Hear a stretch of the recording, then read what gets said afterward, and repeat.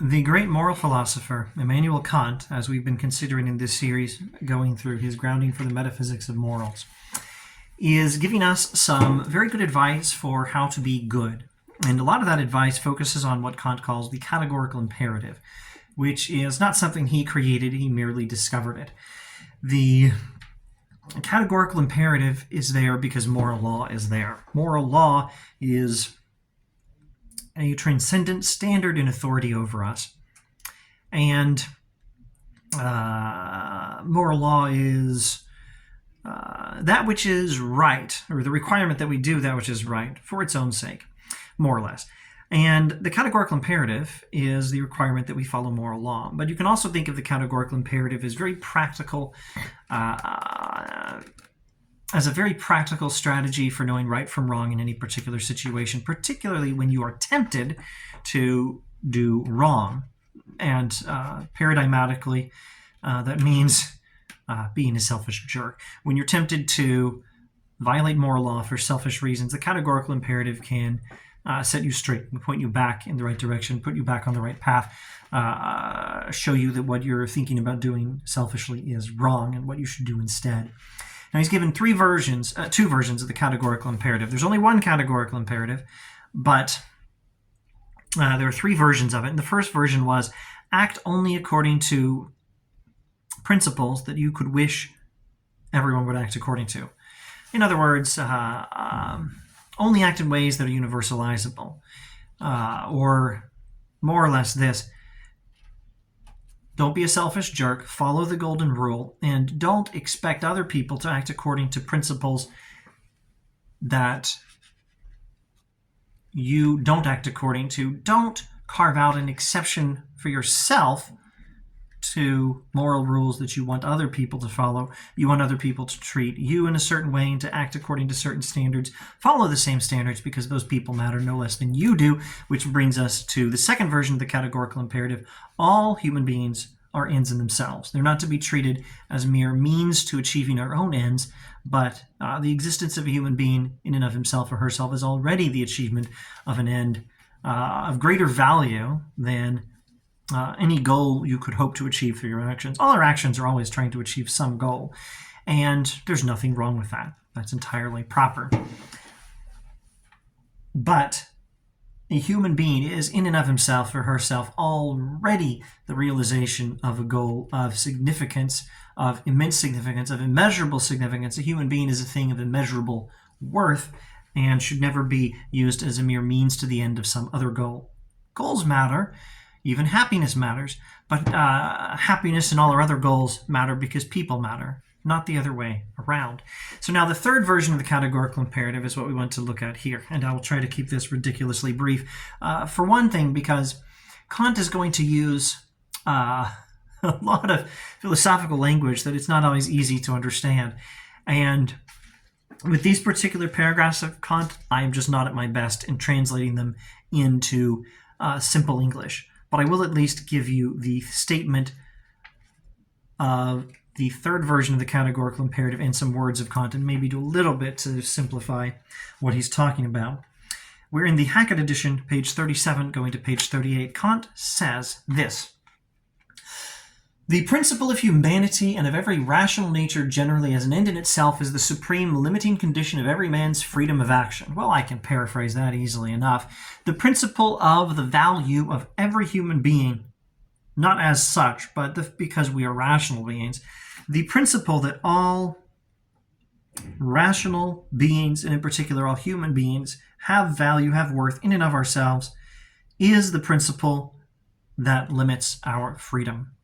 Don't act in such a way as to mistreat people. That's it. That's the gist of that sentence, I think. This principle is not borrowed from experience, etc., etc. We don't learn about this principle from experience. We learn about it from, simplifying a bit, from the very idea of moral law. Hence, this principle must arise from pure reason and not from experience. I won't go over the details. I've already skipped a number of words.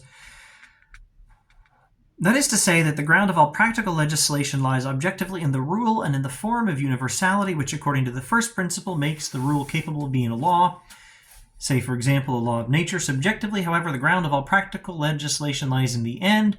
But according to the second principle, the subject of all ends is every rational being as an end in himself. That's a lot of Kantian language. I'm gonna pause the recording just long enough to see if I'm capable of paraphrasing that for us. And let's not say this is a paraphrase. I think I might be able to do it, but let's not say this is a paraphrase. Let's just say this is an interpretation. My advice, unless you're a Kant scholar or something, or you later become one, or you study a good one, a better one than I am, my advice is just take this as a plausible understanding of what Kant is talking about when he introduces the third version of the categorical imperative. You use it as a model for interpreting Kant, and keep it. Keep that model. Keep what I'm about to tell you until you learn better, and you may. The point of morality is to make or the point of ethics, the point of this book is to make our intentions align with moral law. And the first version of the categorical imperative was about making sure our intentions are consistent with moral law, and the focus was on moral law. With the second version, though, the focus was on humanity, on those people who have the ability to align their intentions to moral law. In other words, the second version of the categorical imperative, act always in such a way as to treat human beings as ends in themselves, never merely as means to an end. And that version of the categorical imperative is focusing on the people who must align their wills to moral law, whereas the first version, act only according to principles that can be universalized, is focusing on the universality of moral law to which we are trying to align our intentions. From this, there now follows the third practical principle. In other words, all this stuff we've been talking about now leads to the third version of the categorical imperative, if I'm interpreting Kant correctly.